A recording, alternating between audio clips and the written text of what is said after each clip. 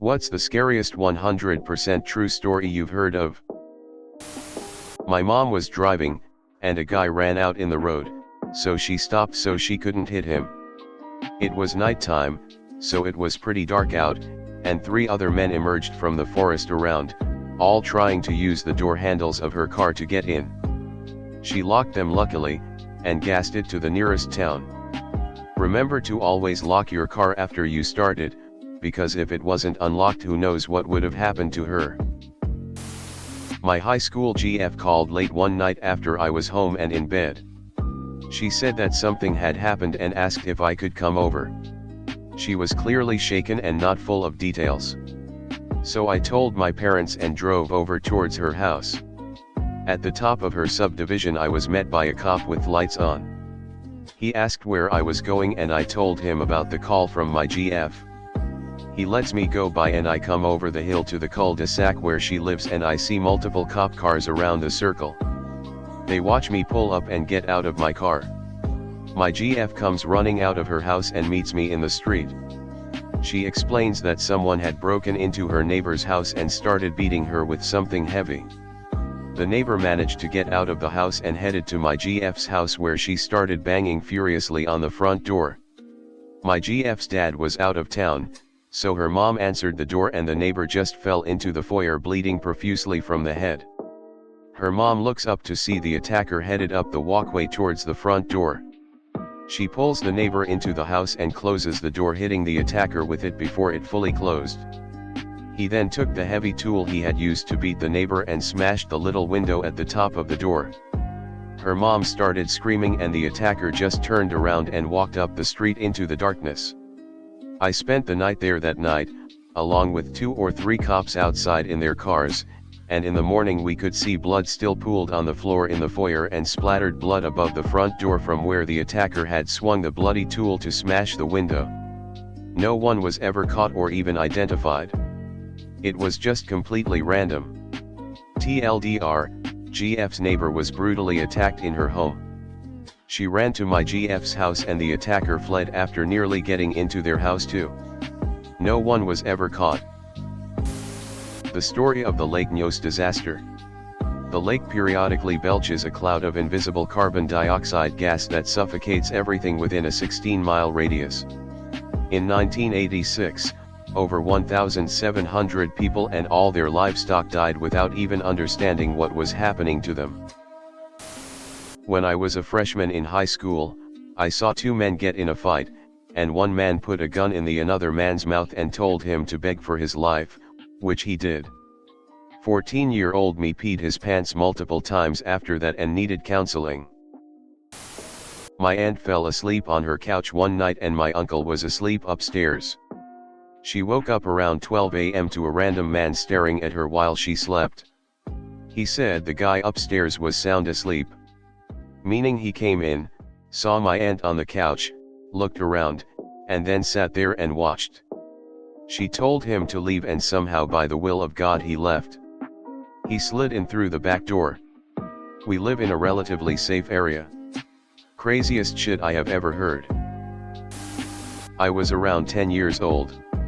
I was at school but my mom told me she was thinking of taking me to the doctor's in the afternoon, recurring eye issue.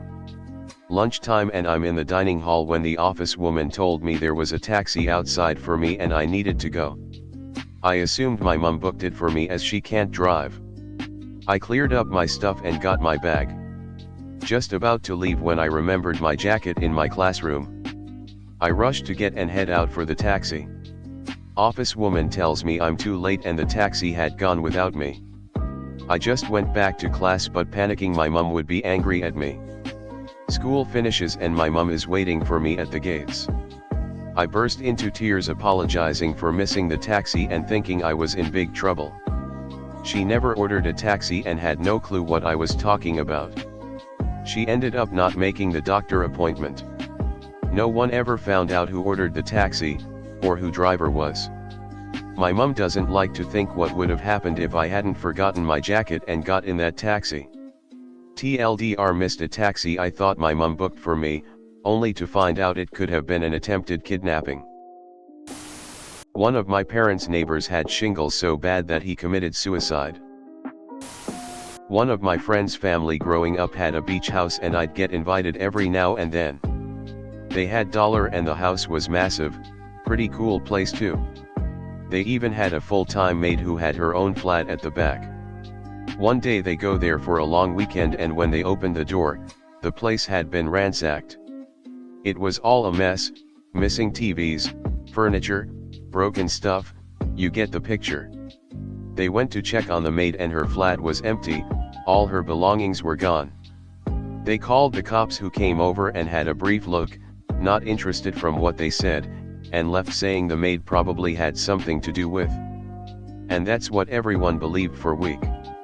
Until the dad returned the following weekend to try and change the locks and etc. and he brought their dogs along with him. Yep, you know it, one of the dogs started digging and found the maid buried in the backyard under a tarp they had close to the pool. So the theory now is that whoever came in probably knew her and she recognized them and she had to go. My grandfather's village was raised by the Nazis. He had 9 siblings. The Nazis came to the village in retribution due to guerrilla attacks and they believed the guerrillas were hiding there. Most young men fled before they arrived. The men that were in the village were lined up against a wall and shot. My grandfather's mother put half her children, the youngest, in the cellar and she took the other half with her because the Nazis were rounding up the entire village and locked them inside the church.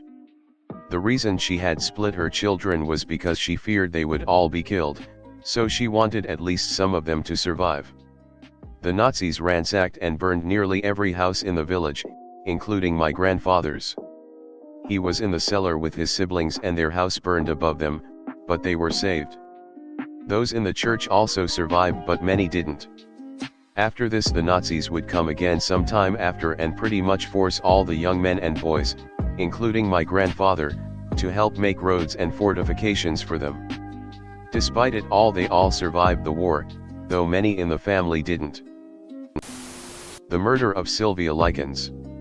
https://en.wikipedia.org/wiki/murder_of_Sylvia_Likens. It's equal parts heartbreaking and scary, due to the fact that humans can be so cruel. World War II, the Pacific Theater. My great-uncle on my mother's side fought at Okinawa. While taking cover behind a rock, he was shot through the foot by a Japanese sniper and evacuated to a hospital for recovery. He was the only member of his platoon to make it off the island alive. I work midnight shift at a gas station and I have for quite a while at various stations in different areas with varying levels of criminal activity. I have regulars, of course. I'm a small-statured woman, as is my partner the other half of the week, and we've always been partners, so these regulars often worry about us and keep watch on creepy occurrences when they can. I had one man who worked in the metro an hour away who would stop in every morning for his cigarettes. He never smiled or seemed friendly, and as I often do, I tried to think of what I could do that might make him smile one day. It took many months but I finally pulled it off by having his cigarettes ready on the counter and already scanned for him to pay for as he walked in. He smiled, and then asked me, "Do you ever get scared on the night shift? You small girl, is not safe." I said I sometimes did but we could lock the doors and hide if we had to, and that the provincial police, think state troopers, if you're American, had a station close by and came in often to get their highway vehicles washed. I had a good rapport with those police. He nodded and then told me a story about when he first moved to our country from Eastern Europe with his wife and child back in the late 80s, early 90s. He fell asleep at work one night at the gas station he worked midnights at. When he woke up, the phone had been ringing for hours and his manager was shaking him violently asking if he was all right. He was fine, he said. What was the problem? He was sorry he fell asleep. His manager screamed that it was fine he fell asleep, to look outside. All of their motor oil was missing and the outside of the place was a mess. The thieves had come and swiped all the oil and left him be because he slept through the entire thing, and then moved down the road to the next station for an encore. At that station, the clerk was awake and fought back, so the thieves stabbed him to death and left him to bleed out. When he finished telling me this, he concluded with, "If you ever feel sleepy, just lock the door and do it, it might save your life." I don't work at that station anymore, but I think about that guy all the time and wonder how his grandkids are. Here is a link to an article talking about how that poor other clerk's killers were finally found 25 years later. https://toronto.ct/mobile/arrest-made-hyphen in-murder-gas-station-1990-murder-gas-station-1.2650933. The story of John Edward Jones getting stuck in Nutty Putty Cave in Utah. He became wedged in the tight crawl when he took a wrong turn in the cave system. Rescuers could do nothing to get him out, and he was stuck in there for 28 hours before he died from cardiac arrest because feet were above his head and his heart was pumping overtime. One of the rescuers even gave him a phone to call his wife and talk to his young daughter before he died. Up to this day, I'm still looking for a logical explanation to this. This happened in 2003. So I and an ex were checked in a coastal resort where the cottages were far apart, like 200 m away. Around 11 to 11:30 p.m. while we're both drinking beer with the lights turned off and only the TV on, the doorknob suddenly rattled violently, like someone was forcibly trying to get it open. There was no double lock on the door, so my first reaction was to jump from the bed and block the door with my weight. The force of my landing must have been heard from the other side, but the twisting of the doorknob continued. By this time I was already pressing my face to the floor, trying to look/estimate how many people were outside the door via the small gap between the floor and the bottom of the door. There was nothing. Not one pair of feet or anything. But the doorknob just kept rattling. I should point out that the gap between the floor and the door was enough for me to see the outside, or at the very least notice any change in shadow/light caused by movement, but there was nothing. The turning of the doorknob then stopped. But I never heard any footsteps or any other noise. Waited a few minutes and opened the door. Everything was quiet. No footprints outside or on the sand surrounding the cottage. We just noped out of there immediately. I would call it creepy more than scary, but my mom's friend had a small house and lived alone. She noticed weird things, a batch of soup depleting faster than usual, missing eggs, damp towels in the hamper when she hadn't used any, extra dishes in the dishwasher, etc. This went on for months. She thought she was just being forgetful. One day she heard some thumping around in her attic and went to investigate. She found some makeshift living quarters. Small radio, hot plate, sleeping bag, pillow, food wrappers, etc. She called the cops, who came to keep an eye on the place. They ended up catching a homeless man climbing a tree, trying to sneak into her attic window. He had been doing this almost daily. He would wait for her to go to work, then go downstairs and help himself to food and amenities. The funny part about this story is they got to know each other throughout the ordeal, and the guy was actually very respectful, just down on his luck. She didn't press charges. Instead, let him move in, helped him get a job, and he lived in the attic until he got back on his feet. Creepy shit with a happy ending. The Legend of Bearman. So people think of that one South Park episode with Bear Man Pig. No, it's not even close to that. So there was this camp I used to go to during the summer.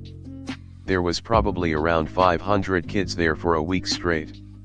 Everyone had cabins they would stay in assigned by gender and age, and had an older person be in charge of one cabin. The older person was around 17 to 18, watching 13 to 16-year-olds in the cabins. And then the staff were actual adults who had their own cabins, but they would be on night shift duties to walk around and make sure everyone was staying in their cabins. So now that you kinda know the setting, let's get into the legend. As it goes, in the woods, and when all the kids were in the cabins and the lights were out, a bear would come out from the deep woods and wander into the campgrounds. The bear would then stand on its back legs and walk as if it was a human. Then it would choose to go into a cabin, and if you were unlucky it would go by your bed and watch you sleep. If you made any single move it would grab you and take you into the woods, never to be seen again. Hearing that scared the crap out of 14-year-old me. It was something the older girl told all of us. A bunch of the other girls were like, "PFFF, it's so we stay quiet and sleep," but other kids from cabins heard of it too. I never stopped thinking about it, and I would always try to stay as still as possible when I slept. Flash forward a few years later, I ran into one of the staff that used to work at the camp, and I told them about how scared I was about bearmen, but it was a good trick to use to get kids to stay quiet. Well, turns out, it's actually based off a true story. I guess back in the 80s, a man dressed in a bear costume, which was some sort of mascot for the camp at the time, and take girls out of their cabin. So, as you could imagine, to my horror, I was completely bewildered that bearmen actually existed at some point in time.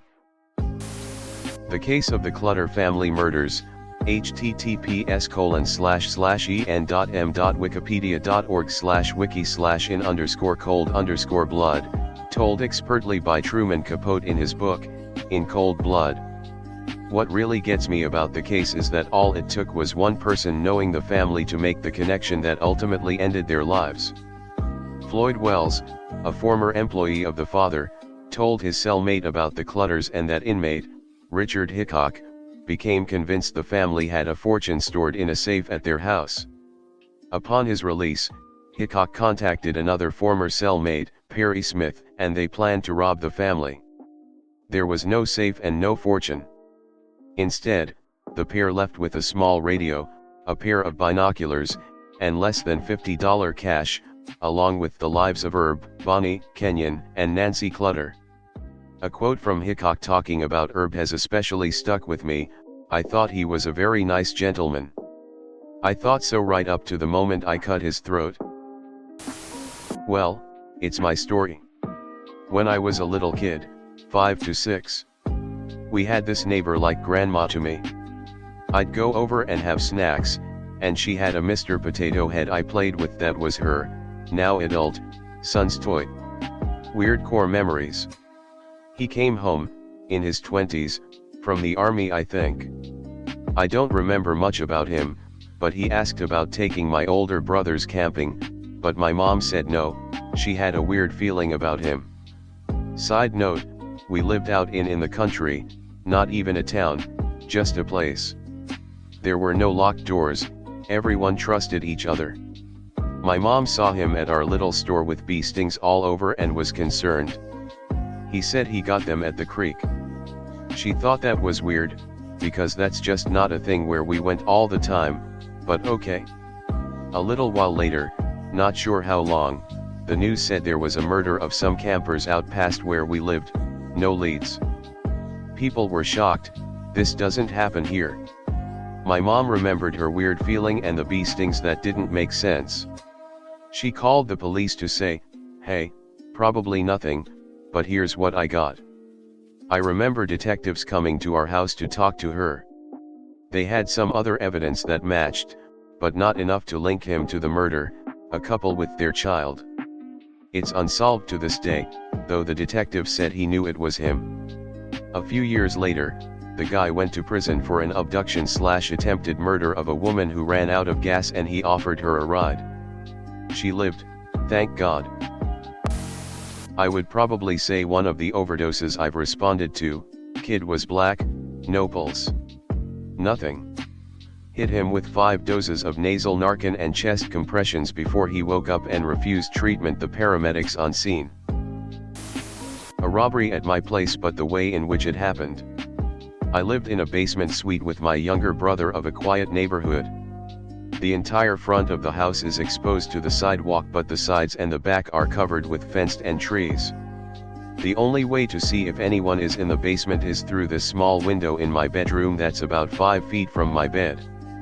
I got word while I was out that my place had been robbed. The robbers went through the basement suite door through the back, kicked it open, then made themselves upstairs after robbing the basement suite. They just so happened to rob the place in a 30-minute window when myself, my brother and the people upstairs were out. This means they were watching us for a couple days and monitoring our patterns. What scared me was not really the robbery, but the image of me sleeping while a robber presses his face against the window 5 feet away from my bed just watching me.